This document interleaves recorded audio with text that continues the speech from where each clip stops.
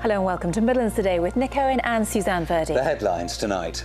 The residents planning a vigil all over Christmas to stop travellers building on the green belt. This is a campaign that we feel passionate about. It has brought people together as well, and this has become a kind of a second home for many of us. Protesters determined to stop gypsies developing a site illegally have organised a national conference for other villages facing similar disruption. It'll take place in the new year in Meriden, where villagers have been holding a 24-hour picket for nearly 8 months.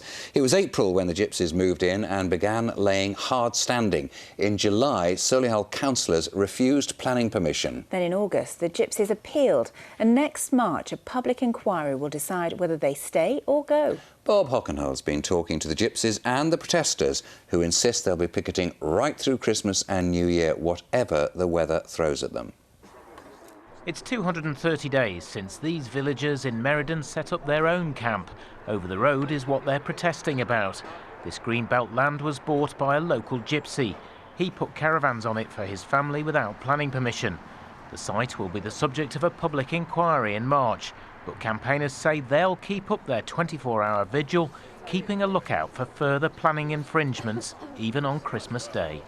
People will be coming down throughout the day. I'm here personally for the 3 a.m. to 6 a.m. shift, hopefully see Father Christmas as well. But during the day we'll be serving Christmas dinners to people here and getting together and really getting ourselves ready for the New Year campaign. Yes, I'll miss the family, but then again, this is a worthy cause and it's worth giving up Christmas Day for. In January, Meriden will host a conference for villagers across the country facing similar problems. But should it be seen as a problem? The owner of the site says he's fed up of being spied on by the protesters and is embarrassed by their attitude towards him.